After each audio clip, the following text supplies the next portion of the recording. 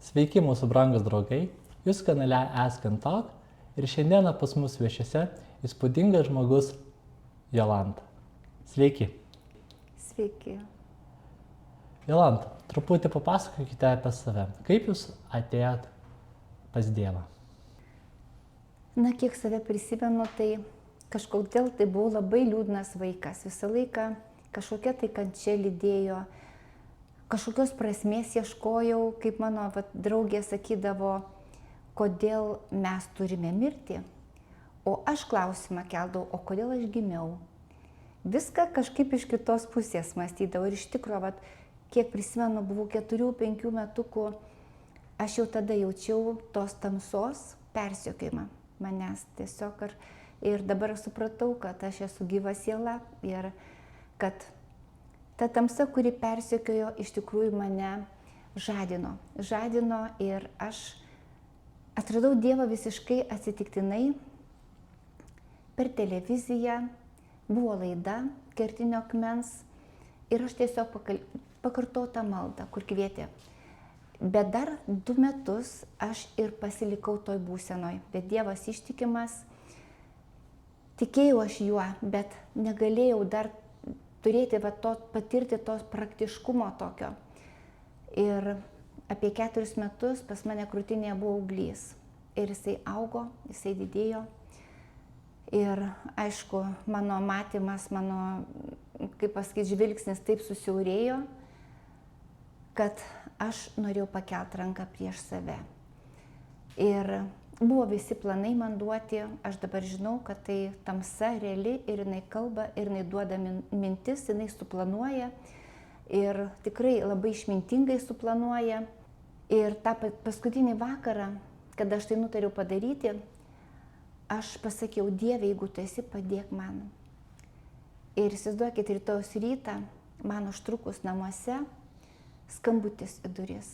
Ir aš atidarau duris, o ten stovi moteris, man visiškai nepažįstama, ir jinai man pradėjo kalbėti apie Dievą. Aš iš pradžių net naujintų protų galvoju, ką jinai čia kalba, ką jinai čia nori pasakyti, ko jinai iš viso čia atėjo. Mintyse toks chaosas, o širdis pradėjo tiesiog daužytis ir širdis sureagavo. Ir aš kalbėjau tai, kas mano širdį, o ne mano sugedusiame prote. Sakau, taip, aš noriu šauktis Dievo. Ir tiesiog aš pasišaukiau Dievą į savo širdį. Išpažinau jį ir atidaviau savo gyvenimą į jo rankas. Ir štai taip Dievas mane surado. O man tai reikėjo pasakyti, Dieve, jeigu tu esi, padėk. Taip kad aš supratau tuo metu, kai pakartau maldą, aš puoliau į religiją. Aš nusipirkau statulą Kristaus, pasistačiau ant pianino. Aišku, aš meldžiausi, žinau, kad meldžiuosi Dievui, bet mums reikia dvasių ir tiesoje garbinti Dievą. Ir tas tikėjimas turi būti ne taip, kaip aš sugalvoju, bet taip, kaip Dievas rašo šventam rašte. Ir iš tikrųjų tikras mano atsivertimas įvyko po atgailos maldos praėjus 2 metam, kada asmeniškai Dievas mane atrado namuose per nepažįstamą moterį. Tai štai jo tokia ištikimybė. Kiek jums buvo tada metų? 25. 25. O 93 metais tai buvo. Jūs sakėte, kad nuo vaikystės jūs galvojate apie mirtį.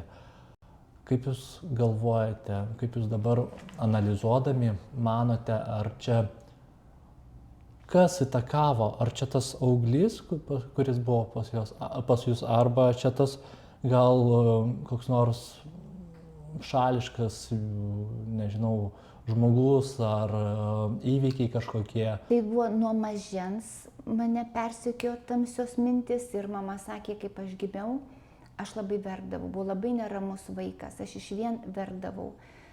Ir paskui, kiek aš prisimenu save, žiūriu veidrodį ir klausiu, čia aš gyvenu.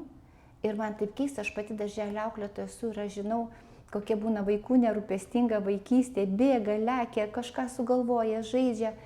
O aš tada sėdėdavau prieš veidrodį, žiūrėdavau į jį ir sakydavau, aš gyvenu. Ir man buvo keista, kad aš gyva. Ir tada dar paimdavau šitaip savo mažas rankutes ir šitaip judindavau. Tai aš judinu rankas, jos man paklūsta, vadinasi, aš gyvenu. ir aš atrasdavau save iš naujo. Bet mane visą laiką persekiojo mintis, kad nenoriu gyventi, nenoriu. Ir kaip mažai mergaitei tada galiu tikrai išpažinti ir pasakyti, kokia yra tamsa. Jinai tikrai klaiki su savo mintim, kaip jinai užpuola. Aš buvau mažutė ir aš galvodavau, aš palysiu po kaldrą, aš iškvėpuosiu visą orą ir aš taip numirsiu. Ir manęs nebeliks. Ir aš vakare atsiguldavau, užsiklodavau ir laukdavau, kol pasibaigs oras po kaldrą. Ir aišku, aš prabusdavau ir aš labai nuliūsdavau, kad aš toliau gyvenu. Ir buvo visokių tikrai baisių minčių nuo pat vaikystės.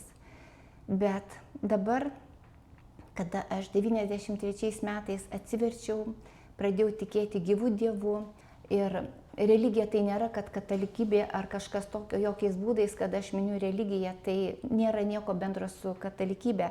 Pas protestantus dar baisesnė religija būna ir dar piktesnė.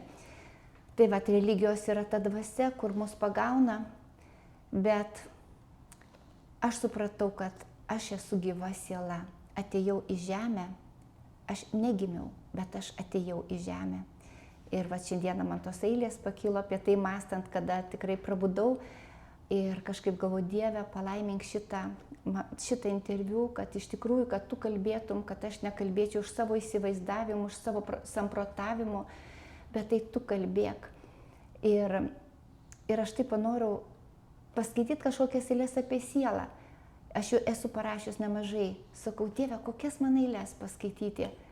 Ir man atėjo naujas eilėraštis. Tiesiog buvo sudiktuotas, dar kurio šiandieną ryte dar nemoku jo ir skaityti. Tai buvo man duotas apie sielą. Ir kada aš sužinojau, kad aš esu gyva siela, kad negimiau, o atėjau į žemę gyventi ir man buvo duotas kūnas, aš šiandieną jau kitaip mąstau. Ir kad tamsos tikslas mus gyvasis sielas, kurios atėjome čia į šitą žemę gyventi, tiesiog jas skandinti tamsoje. Jas, tiesiog, mes žinom, kokie tamsos darbai, labai irgi nesinori jų vardinti. Norėčiau paklausti dar, o kaip reagavo jūsų tėvai? Kada jie matė, kad jūs nenorite gyventi, ar jie nežinojo apie tai? Jie nežinojo apie tai. Nežinojo, bet kada man tas auglys atsirado, tai 4 metų laikotarpį jisai buvo, jisai augo, jisai didėjo.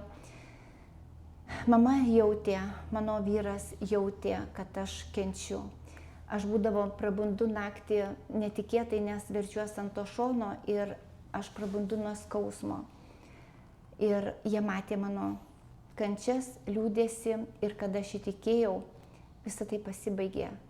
Ir aišku, jie protestavo, kad aš atėjau į gyvą tikėjimą per tikėjimo žodžio bažnyčią. Tai buvo moteris iš tikėjimo žodžio. Aišku, daugelį šiandieną tokių žmonės išvytų, bet man šitas moters aplankimas buvo tiesiog sielos išganimas. Tai tėvai šiek tiek prieštaravo, bet paskui jie pamatė, kad baigėsi mano kančios, mano liūdesys ir aš net nežinau per kiek laiko, aš net nepastebėjau, kada to auglio nebeliko. Gal 2 savaičių bėgyje jisai tapo suplotas kaip blynas, jeigu taip jau praktiškai, paskui jisai visai dingo ir mano gyvenimas pasikeitė. Ir tėvai, kurie iš tikrųjų myli savo vaiką, jie džiaugiasi, kad jam gerai, nepaisant, kur tu čia papuolė į kokią sektą.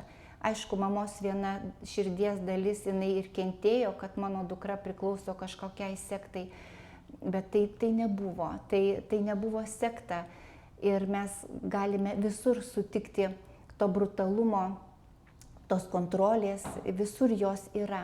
Bet tikrai šiandieną tos bendruomenės gyvai tikinčios iš tikrųjų tiesiog Kristus per jas pakeitė, daugelio gyvenimus atstatė. Tai tiesiog aš esu laiminga, nors ir kaip kiti kaltina tikėjimo žodį, bet tai nėra tiesa, kad tai blogai. Visur visko yra. Na jo. Kaip Jūs galvojate, kodėl Dievas leido Jums pernešti, praeiti tokį sunkų kelią?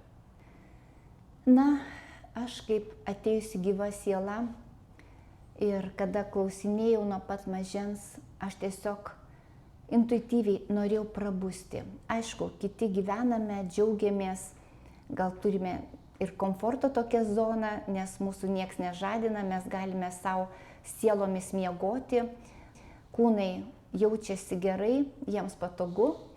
Man kažkodėl tai nebuvo to komforto ir nerūpestingos vaikystės.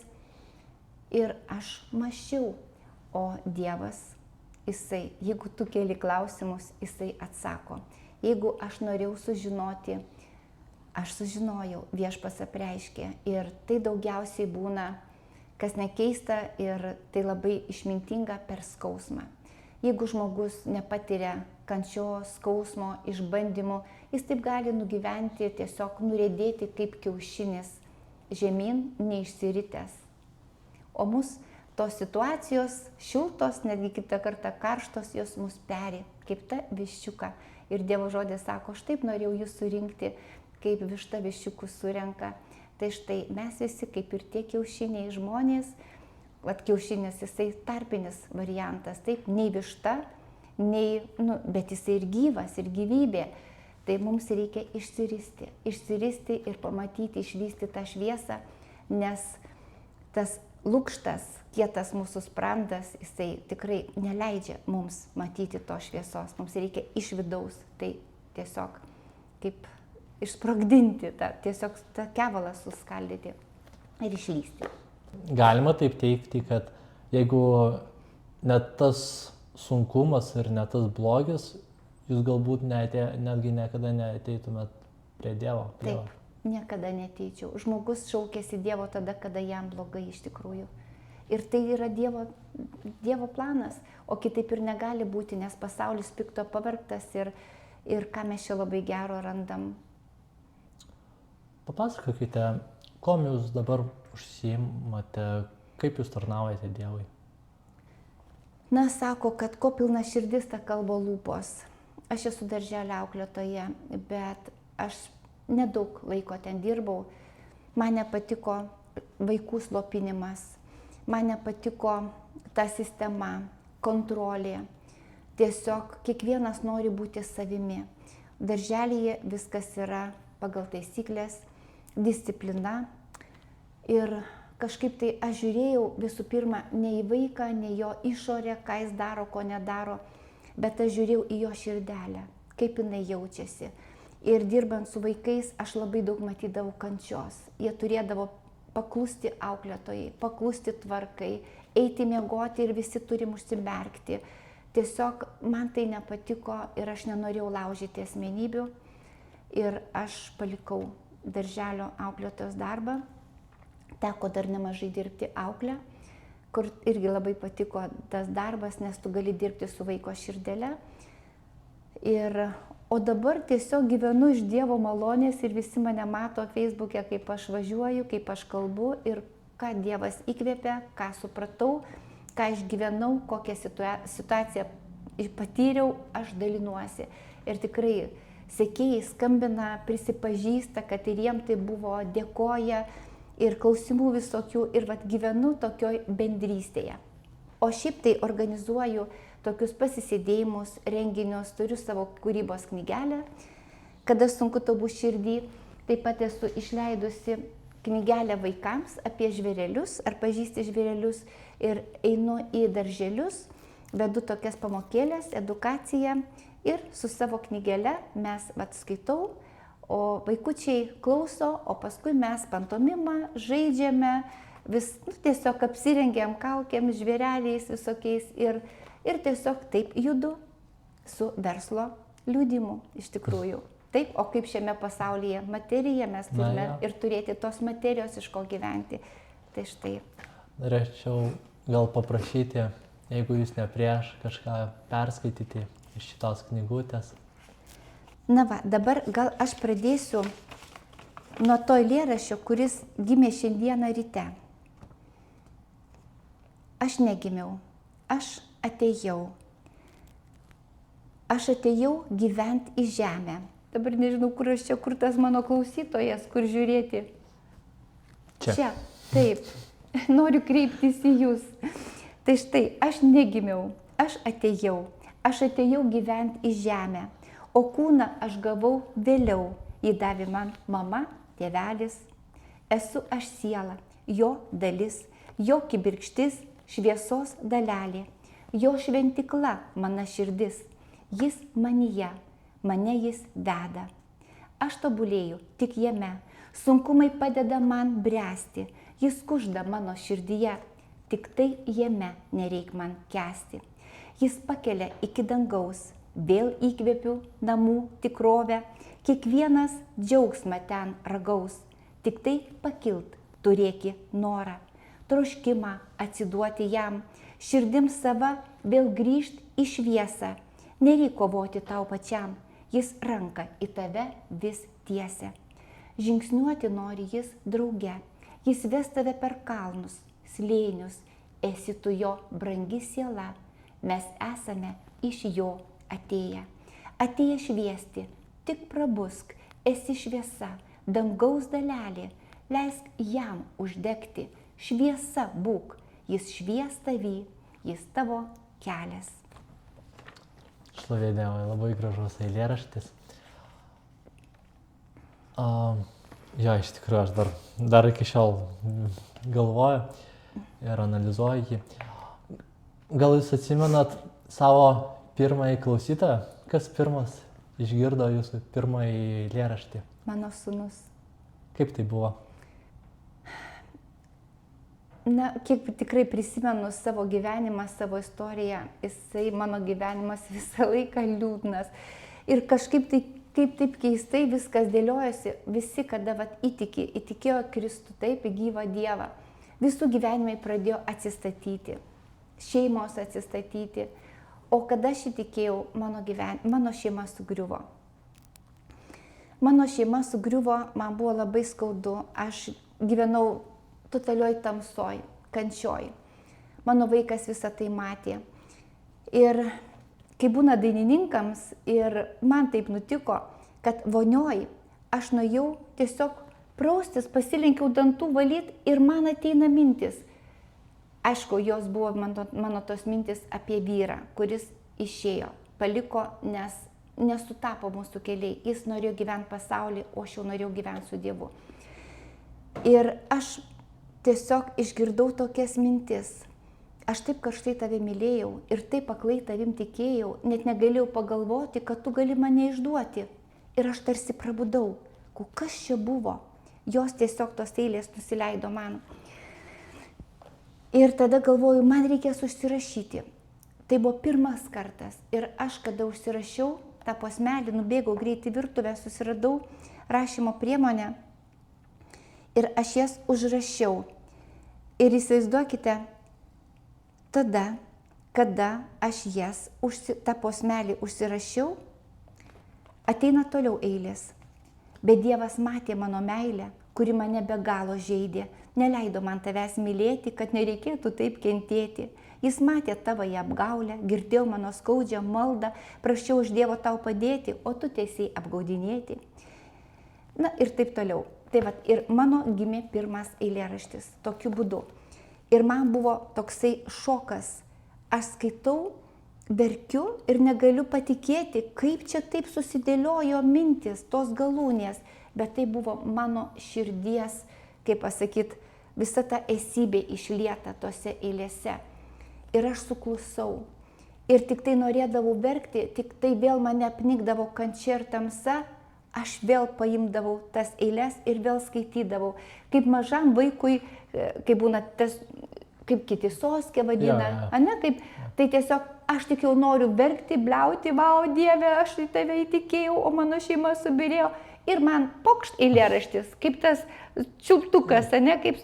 Ir aš vėl rami, ir aš vėl skaitau, tada mano dėmesys nukrypsta į eiles. Ir va taip vienas po kito, trečias, ir va šitaip kaip skrusdėlynas po šapelį ir susidėjo krūva tų eilėraščių.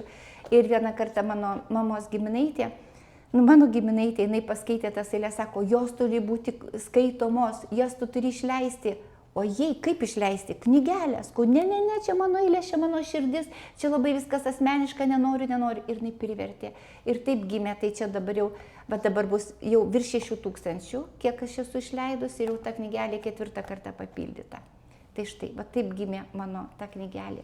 Bet reikėjo irgi tokio pastumėjimo per mano giminaitę. Ir patikėti, kad aš galiu tai padaryti. Bet čia labai brangu, čia labai intimu, čia labai... Bet šiandieną žinau, kad daug kas skaito, man paskambina ir sako, Jolanta, tos eilės padeda man išventiliuoti tą skausmą. Nes mes žmonės, mes einam per tas pačias kančias, per tos pačius išbandymus, mes patirime tos pačius jausmus ir kada mes skaitome, juos įvardiname. Mes kitą kartą kančioj ir nesuprantam, kas darosi, tu esi kaip užvožtas ir tau sunku. Bet tu paimi tokį eilėraštį, kuris atitinka tavo būseną ir tu pradedi suprasti ir tau nušvinta. Tai štai, jos taip pasitarnauja. Dabar pagau save mintį, kad būna, kada man sunku, tai aš arba einu iškart arba pamokslą, arba liudijimą kažkokį žiūrėti, o jums, kada buvo sunku, tai jūs iškart tušinukas, lapukas ir rašyti. Ir kada toj kančioj ir kažkaip tai Dievas tokia malonė ir man pradėdavo eilės eiti. Tiesiog pradėdavau rašyti. Tiesiog tik tai klausai, kaip ten būdavo laidos apie, nežinau kaip ten tos burtininkės, kas ten tokio sako, man sudiktavo, žinokite kažkas panašaus, tiesiog rašau, o kaip toliau bus. Ir aš rašau ir man eina mintis. Iš tikrųjų, tai yra ir tai realu. Kiek metų užtruko parašyti tokią knygutę? Aš pradėjau rašyti nuo 2000 metų. Bet čia yra tik tai iki 13 metų atrodo. O taip tai dabar jau visi dedami į Facebooką talpinu ir turiu savo svetainę sukūrus, kur pradėjau dėti savo eilės. Čia tik tai nedidelė dalis. Mes pridėsime apačioje apyrašę jūsų, galbūt yra tinklalapis, kur galima įsigyti šitą knygutę. Ir jeigu yra, tai pridėsim ir jūsų tinklalapį, kur visas eilės. Bet jos atvirai įdėtos, internete galima jas skaityti. Bet aišku, kiti nori popierinio varianto, galima. Taip. Kaip visuomenė priėma jūs kaip rašytoją? Labai manęs tikrai laukia ir priima broliai, sesės katalikai. Tie, kurių jau širdis atsivėrusios, nes aišku, mes žinom, religija mus tiesiog užvožia ir mes tik tai norim kažką daryti, bijodami dėl Dievo, kaltindami save. Bet tie, kurie jau iš tikrųjų ieško šviesos, jie labai nori ir skaito, ir ateina į renginius, ir kviečia atvažiuoti. Tai labai gerai, būtent katalikų tarpe. O protestantai, broliai, sesės, mes skaitom raštą, mes viską žinome, mes viską suprantame ir gal tokio turinio jau ir nelabai įdomu. Bet iš tikrųjų tikrai turiu daug atgalinio ryšio ir iš protestantų, nes aš jas talpinu Facebook'e ir tiesiog skambina ir patiktukai tie vadinami. Bet aš jau dabar esu tokio, kaip pasakyti, tokiam viešpats išvedė į tokią būseną, kad jau manęs nedomina nuomonės. Visiškai. Aš pajutau paraginimą, aš pajutau, kad taip viešpaties tos mintis aš parašiau, aš įdėjau. O kaip ten kas, kiek tiesiog jau manęs nedomina. Aš žinau, kad aš atlikau. Ir ne dėl žmonių tai darau, bet dėl Dievo. Jis įdėjo, kaip ir šiandieną padariau video, važiuodama čia.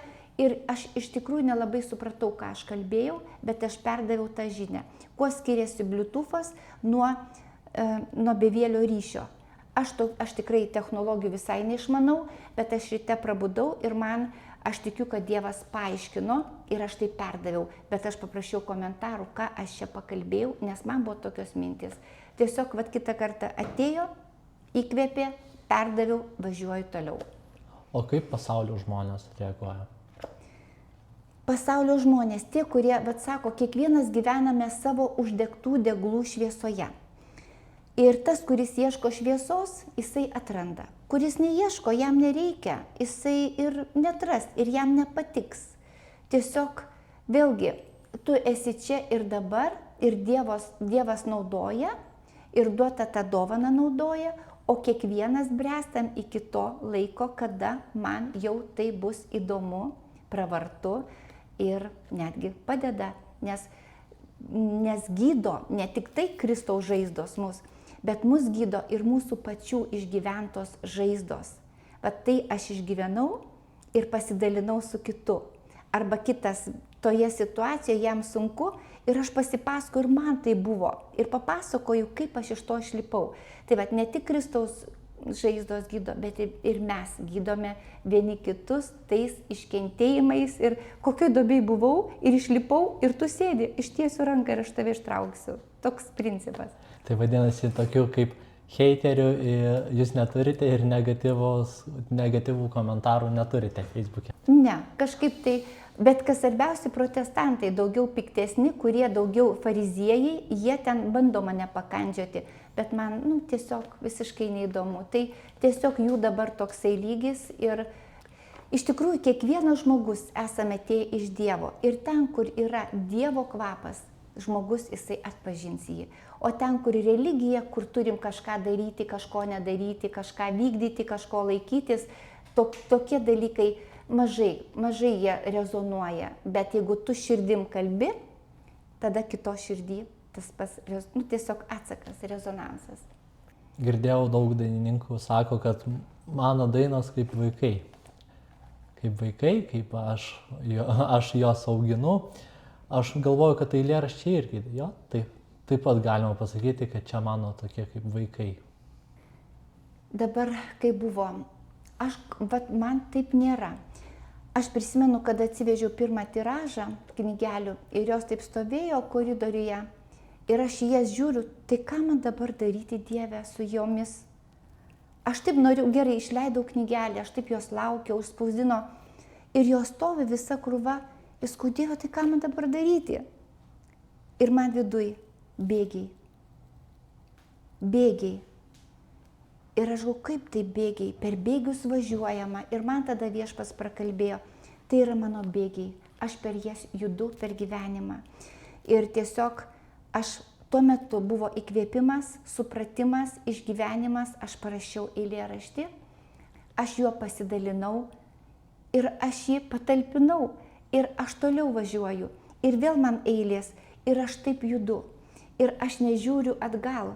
Tik tai kitą kartą prisimenu, vau, tokia situacija, aš žinau, aš turėjau tą jausmą, net aš eilės esu parašius ir paskui, žinokit, aš neprisimenu savo eilėraščių, aš neprisimenu jų nei pavadinimų, aš tik prisimenu būseną, kad aš ją esu aprašius eilėse. Ir man iš tikrųjų labai sunku, nes eilių begalės ir jos gana ilgos ir man sunku jas atrasti. Iš tikrųjų, ne kaip vaikai, bet tiesiog tu eini ir tai kaip ir bėgiai. Tu negali pamatyti tų bėgių pabaigos. Norėčiau klausti, ar turit kokį nors mėgstamiausią, savo mylimiausią eilėraštį, bet manau, kad ne. Žinokit, vienas gimė labai įdomiu būdu.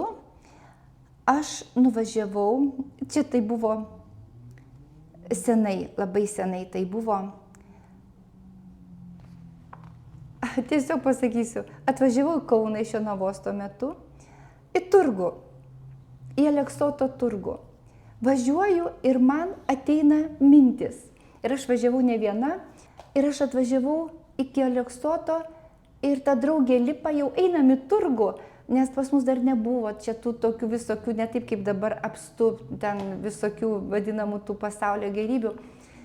Ir mes, žinokit, nuvažiavom ir aš sakau, aš negaliu, man eilės eina. Ir vat aš šitą eilėraštį parašiau prie Aleksoto turgaus tvoros mašinoje.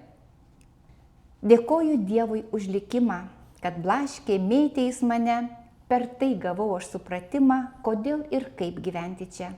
Anksčiau suprasti negalėjau prasmės, kodėl aš žemėj šioj ir nuolat sieloje kentėjau, buvau paskendus tuštumoj. Vis negalėjau rasti vietos, kankino nuolat klausimai, jaučiau save lyg būčiau niekas, bijojau, bus tai amžinai. Bet vieną dieną sužinojau, esu aš Dievo kūrinys, jo rankomis sukurtas indas, bet kas many, koks turinys. Ir pamačiau, manoj esybei tikrai ne Dievo prigimtis, todėl baisi ta realybė ir gimė manyje viltis. Aš suvokiau, kaip Dievo indas, ne juo pripildyta esu. Žinau, kaip jis man reikalingas, todėl tą tuštumą jaučiu. Maldoj šaukiausi tądien Jėzaus, prašiau pripildyti mane, dar tokio jausmo neturėjau. Išvydau šviesą širdyje. Dabar žinau, mes, Dievo indai, neturim skęsti tamsoje, susimąstyk, kuo prisipildęs, kas lypi tavo viduje. Mes sukurti talpinti Dievą. Jis meilė, džiaugsmas ir viltis. Be jo mes kenčiame kiekvienas. Jis mumise mus paskirtis. Mes sukurti, kad jis galėtų čia žemėje išraišką turėti, kad jis iš mūsų indų lietus, kad žemė imtų juo švytėt. Bet šiandien pavergti mes blogio. Sunku mumyse gero rast, todėl ir žemė taip atrodo, nes baigiame viltis prarast. Tikrai nemeilę mes dalinam, žinau, tai jaučiame visi. Mumyse pyktis ir pavydas, bei neapykanta gili. Ne Dievas mus visus naudoja, susimąstykime kartu. Mes nesukurti nešti blogį, išgirsk žmogau, tavęs meldžiu. Savaime blogis iš mus liejas, nereikia pastangų jokių, juk mūsų nemoko blogio niekas, bet mumyse tai nuo pradžių. Priimki Jėzų tai širdį, lai jis pripildys ir tave, ir būk naudojamas jo indas, te traukiasi baisi tamsa, kaip gera būti Dievo indu, jo šviesą neš žmonėm visiems, tik atsiverk ir prisipildyk ir pasakyk tai kitiems, vien meilė, džiaugsmas ir ramybė, tai liejasi iš mūsų visų, tie žodžiai mūsų tik gaivina, vaduoja slegiamus vargų. Jei atsiversi tu kaip indas ir prisipildysi Dievu, pajausi, kaip malonė sklinda ir bus tau gera iš tiesų. Ir jau tada atrasi prasme šio žemėj vargo slegiamoj ir peržengsi kiekvieną brastą ir nebebūsi tuštumoj. Užliekim žemę Dievo meilę, te traukęs blogį su tamsa. Mes žmonės Dievo esam indai, prasmė būt sklidinam šviesa. Ir dar pasinaudosiu progą tą pačią temą, kad yra tokios eilės, palaukit, kad vienintelė prasmė ir dar kažkur pamečiau, bet kad mes šiandieną kaip tie indai, kad jei šiandien netikim Dievu, tai tarsi užsivožė indai, į dangų žiūrime dugnu, taip? Negali mūsų jis pripildyti, tad atsiverskime, prašau, jis nori į visus mus lietis, pripildyti meilę, gerumu, tikrai neteks žmogau gailėtis ir pasitrauks baisi tamsa, tas priešo pyktis ir kartėlis, apšvies tave dangaus šviesa, mes indai jo, o jis kūrėjas. Taip kad, jeigu mes užsivožę ir tamsoje, dėkokime už kiekvieną sunkią situaciją, kuri skaudžiai pabeldžia ir garsiai pabeldžia į mūsų dugną indo, kad mes atsiverstume. O kada atsiverčiam, jo malonė plauna, išplauna, atnaujina ir gyvenam šviesoje, tapę jo indais. Tai štai. Dabar jūs perskaitat tokius du eilėraščius iš pozityvios pusės.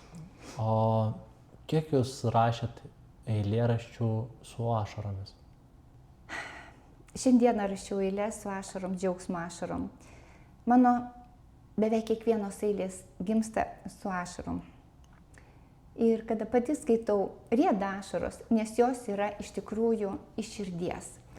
Tai arba kančios ašaros, arba ilgesio, arba džiaugsmo, arba padėkos. Ir nežinau, ašaros toks dalykas, kad jos visą laiką mane lydi. Ir kaip aš visiems sakau, mano gyvenimas visas sutirštintom spalvom. Ir sakau, ir kas mane žino, tai mažai kas supranta. Visi, Jolanta, ką jinai ten daro, kaip jinai ten gyvena, kur jinai ten važiuoja, kur jinai ten kraustosi. Niekas to nesupranta. Ir iš tikrųjų aš ne visada suprantu, bet aš žinau, Dievo vedimas, stoju ir einu. Ir visada paklausiu, Jolanta, kur tu? Ar Dievo buvime? Ir tiesiog va šitaip keliauju su viešpačiu, pati paklausdama savęs, kur tu, Jolanta? Gal galit perskaityti tokį eilėraštį, kurį rašėt su liūdėsiu? Su liūdėsiu. Būtent turiu eilėraštį Liūdėsy. Taip ir vadinasi Liūdėsy. O Viešpatie, kaip trokštu aš tavęs, visai baigiu jau liūdėsy paskęst, įkalinta jaučiuosi aš jame ir negi nesibaigs mano kančia. Kaip noriu aš ateiti pas tave, atnešti viską tau, kas širdyje, bet negaliu panešti aš jau ne, ir tai be galo sekina mane. Išlieki Viešpatie malonę man, kad savo naštą atiduočiau tau. Kažkas neleidžia pas tave ateit, bet aš meldžiu tavęs jėgų suteikt. Atleiski man, kad aš nepainu ir nededu tam pastangų jokių ir nežengiu artyn aš prie tavęs, žinau, kad lauki Viešpatie manęs. Te šitos eilės pradžią duoda man ir teikia vis jėgų link tavęs žengt. Žinau, jei aš artėsiu prie tavęs ir tu artėsi nuolat prie manęs. Tik tu atsakymas viskam esi, tik tavyje nebūsiu liūdėsy. Ir visą tai aš puikiai jau žinau, tik negaliu to praktiškai įgaut. Kaip noriu Viešpatie ieškoti tavęs, tą baisiai sunkią naštą tau atnešt ir atsikvėpti tavyje lengviau, nes tik tavy man gera, tai žinau. Tu mano sielos inkaras esi, širdyje siautėja audra baisi, tu mano švyturys tamsioj naktį, neleiski pasiklysti šiam kely. Prisiminiau tas būsenas. Ja, labai. Ir iš tikrųjų tai, kada jisai abejingų nepalieka. Žmonės sureaguoja arba džiaugsmu, arba pykčiu ir nepykanta netgi. Po tokio eilėraščio noriu paklausti, jūs papasakojot apie savo vaikystės istoriją, kad jūs nenorėjot gyventi, klausėt, kodėl aš gyvenu. Kaip jūs galvojat, šiandieninis paauglys, vaikai, daug visokios informacijos, kad paaugliai ir jaunimas priema, žinot, kaip kempinėlė. Priema ir po to emociškai jie nesusivaldo. Ką jūs patartumėt jiems? O kokia prasme, ką priima? Prasme, kad priema visokią informaciją, žinias ir irgi galvoja, toks pasaulis šiandieninis, gal man irgi neverta gyventi ir gal bus lengviau, jeigu aš mirsiu. Taip, šita būsena pažįstama, bet aš manau, vėl verksiu, kad jūs tai ir darote šitas laidas. Jūsų laidos žadina žmonės, žadina tas gyvasias sielas, kurios miega savo kūnuose. Ir vienas iš būdų skelbti Evangeliją, tai, ką jūs darote. Tai, ką aš darau, tai, ką kiti daro, tai, ką tikintis. Bet man atrodo, kad svarbiausia tai yra būti savimi ir būti tuo laidininku, kad tavęs nebelieka, bet Dievas per tave. Ir baisiausia, kada religingi žmonės, kurie apie save galvoja labai gerai, kurie gyvena nuosavam teisume, kurie moka tiesiog bado pirštais, kurie moko, kaip gyventi, ką daryti, ko nedaryti. Nuo to jaunimas tik tai traukiasi ir jų širdys kietėja. Ir jie galvoja, kad tai toks Dievas. Dievas yra besąlygų meilė. Ir mes žinome, kaip religija gąsdina, bijok, drebėk, atsiskaitysi ir viską mato Dievas. Ir tiesiog tokių dalykų baisių ir jaunimas bėga nuo Dievo. Jeigu mes būsime iš tikrųjų tie šaukliai, Evangelijos skelbėjai, kurie pripildyti jo meilę ir skelbsim be priemaišų, jaunimas išgirs. Nes neįmanoma, kad širdyje gyvenanti Dievo kibirkštėlė nesureaguotų į kitą kibirkštį kitame žmoguje. Rezonansas įvyksta. Tai mūsų tikslas artėti prie Dievo, tiesiog ne tai, kad artėti kažkur jisai, bet jis mūsų širdį. Tiesiog nert į tą gelmę ir tapti savimi, tuo, kuo jisai mus pašaukęs. Tiesiog tik tai taip mes pažadinsime. Bet reikia daug praeiti, ilgą kelią ir visokių išbandymų, kad tave Dievas išlukštentų iki širdies, iki kaip tą kopūstą. Nes mes visi išsipūtę kaip kopūstai, mes tokie didžiuliai, mes pažinimo pilni ir mes pradedam kitus kontroliuoti. Bet iš tikrųjų mums reikia viską nusimesti kaip tam kopūstui ir pasilikti tą širdim. Nuogas tu turi būti, be jokių priemaišų. Aš vieną dieną, jau čia senai gavau iš Dievo žodį, iš Izaijo, kad aš tave vesiu, brandinsiu, gryninsiu, ne kaip auksą ir sidabrą, bet pervesiu per kančios krosnį, per sielvarto krosnį, kitas vertimas sako, tam, kad viskas išdegtų, visos priemaišos, kad kada tu atsistosi kalbėti, kad tų priemaišų nebeliktų. Nes mes šiandieną vieną dieną tikiu, kitą dieną nebetikiu, čia šiandien truputėlį pasitikiu ir mes va šitaip gyvename. O iš tikrųjų, tu turi ateiti iki tokio taško, kad va dabar Dieve, jeigu ne tu, aš mirštu. Bet tu, man vieną dieną irgi atėjo supratimas, Dieve, aš tikiu į Jobo Dievą. Jobo Dievas. Visur buvo viskas, antiek viskas surėdyta, piktasis bandė Jobą taip, bet Dievas, jisai arba daleido, arba nedaleido. Ir aš žinau, kad ir su manim šiandieną taip yra. Jeigu Dievas daleis, viską priimu, ne tik gėrį, bet ir blogį. Bet tam, kad aš pamatyčiau tave. Aš tikėjau tavim, bet aš noriu tave matyti. Ir jeigu aš noriu matyti, tu uždegsi mano širdį savo būdu, kad aš tave pamatyčiau. Kaip atskirti, ar čia Dievas sako jums ar ne? Ar čia jūsų mintis? Tiesiog, kada jisai sako, kada jisai kalba, nebelieka abejonių. Aš žinau, kad žinau. Ir kada tu parašai eiles, ir tu rašai, ir tau diktuojama, ir paskui tu parašęs ir vėl skaitai ir galvoju, vau. Ir tu skaitai ir dar gauni apreiškimus. Ir tu žinai, kad tau Dievas duoda tas eiles. Tau kaip atsakymus. Ką jūs pasakytumėt ir palinkėtumėt žmogui, kuris abejoja Dievui? Aš papasakosiu tokį nutikimą. Aš keičiausi mašinai padangas. Ir tas žmogus, kur keitė padangas, jisai atsiklaupė ir suka ten tą varžtą. Ir iš viršaus, nežinau, balandis ar žvirblis jam kapt ant kelio ir nukrito. O jisai taip pažiūrėjo dangų ir sako, oho, koksai dievulis. Aš taip sakau, kodėl tu apie Dievą tokios nuomonės? Jisai sako, o taigi iš dangaus nukrito. Sakau, gerai, iš dangaus, tai tu, bet tai apie Dievą taip, kažkaip sakau, tai tu netiki į Dievą? Sako, aišku, kad netikiu. Aš sakau, tai tu iš beždžionės? Jis pradėjo juoktis. Sakau, o žinai, sakau, jeigu tu nori sužinoti, ar tu iš Dievo ar iš beždžionės, va dabar atsistok ir uždėk ranką prie širdies ir pasakyk pats savo, aš esu iš beždžionės.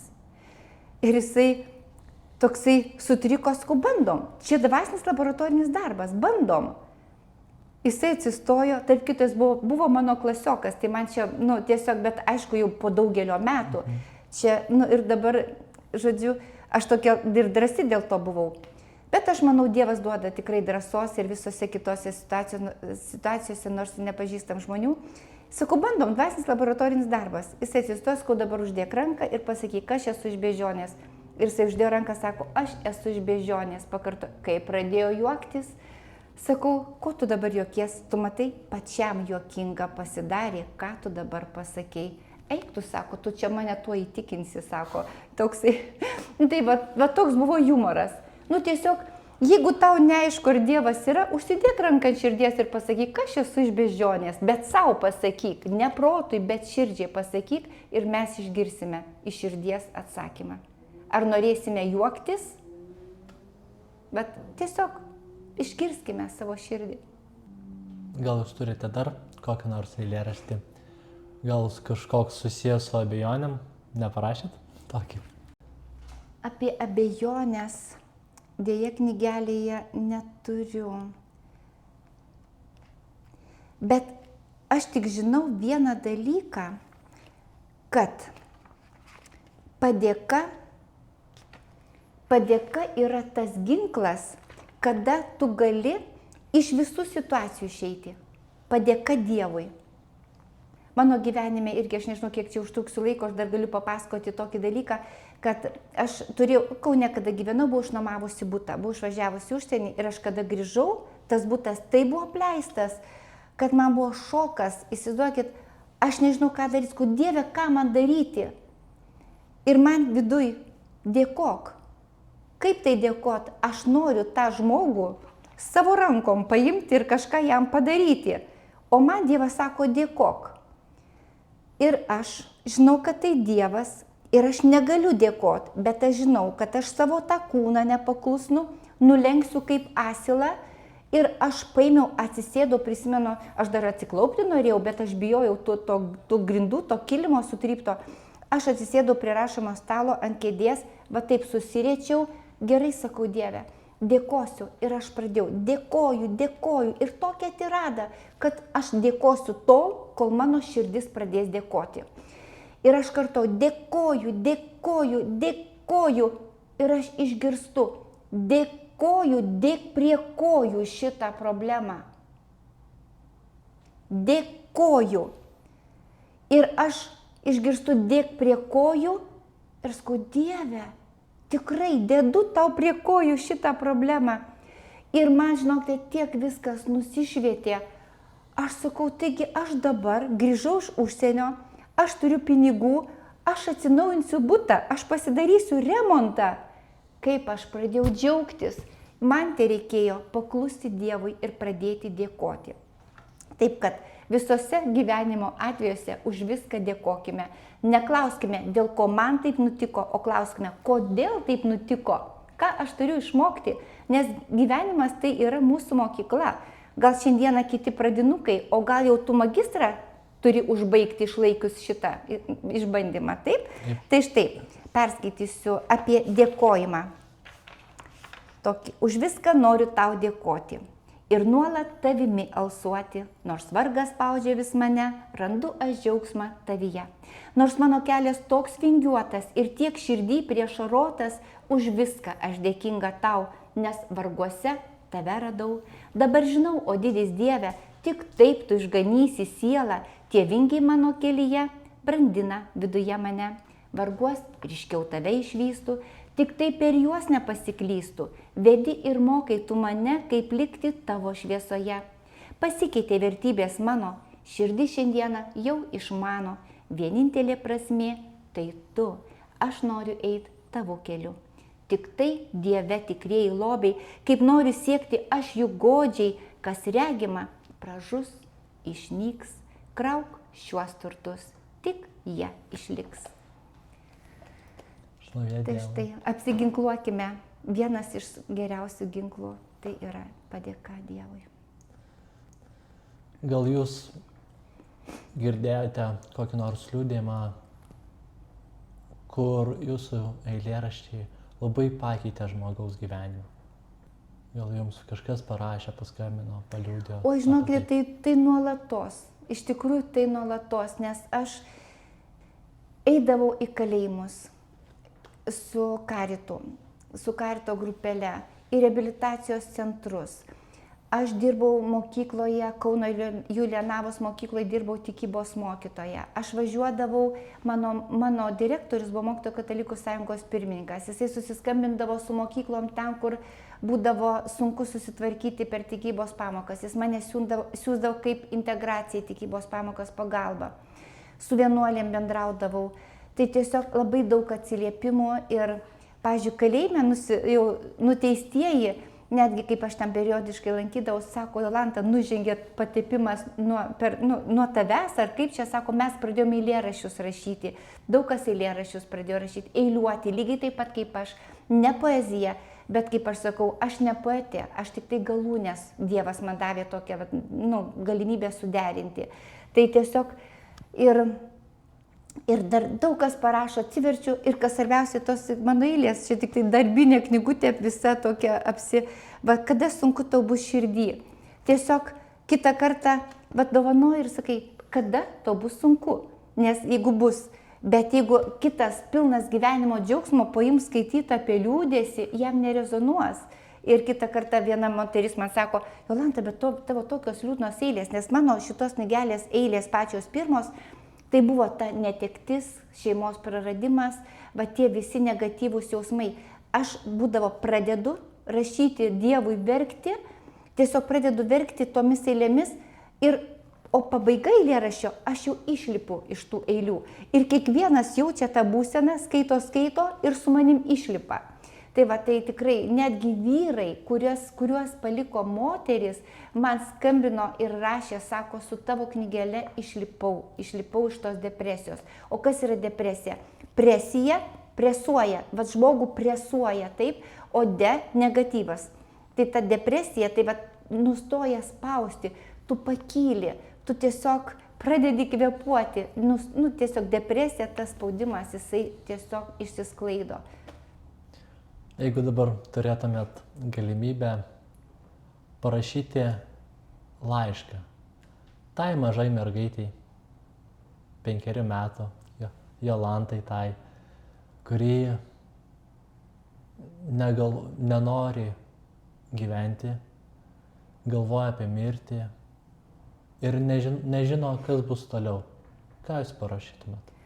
Na, kadangi aš esu darželio auklėtoja ir daug teko dirbti su vaikais ir tikrai aš matau nerūpestingą vaikystę vaikų, bet aš norėčiau pasakyti pati savo, kad aš stebiuosi, iš kur mažutėlėje toj vaiko širdelėje tiek liūdėsio, tiek skausmo ir prasmės ieškojimo.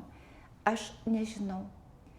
Ir aš tiesiog ir stebiuosi, ir sužavėta, kad nuo pat pirmų dienų, kiek save prisimenu, pradėjau kelt klausimą apie savo gyvenimo kaip žmogaus prasmę.